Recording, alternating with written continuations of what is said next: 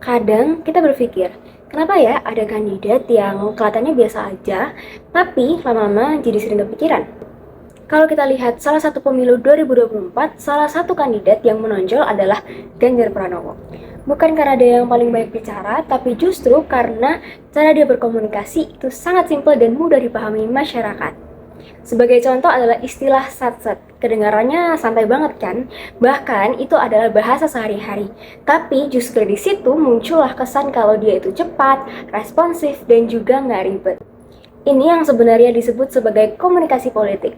Komunikasi politik itu bukan soal pidato formal ataupun janji kampanye, tetapi bagaimana cara pesan itu dikemas supaya bisa tersampaikan kepada target audiens.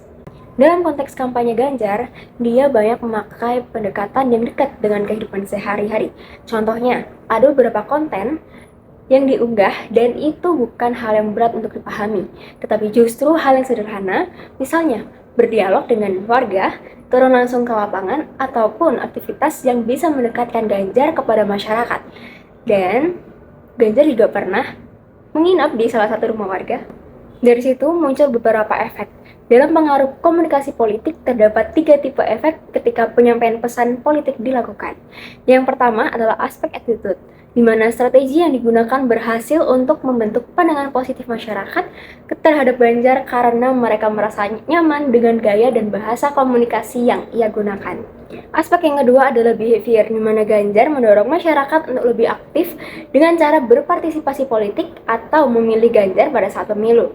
Dan tidak sedikit juga konten Ganjar yang mengajak masyarakat untuk aktif berpartisipasi di media sosial, misalnya dengan menekan tombol like, share, dan juga komen.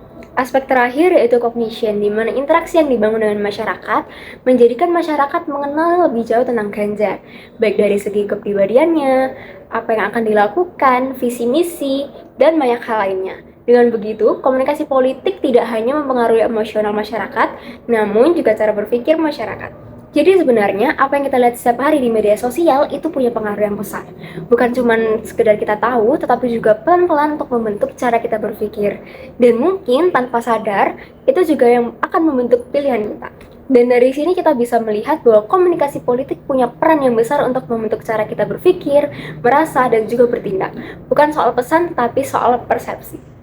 Dan Ganjar adalah salah satu contoh bagaimana pesan sederhana bisa punya dampak yang besar.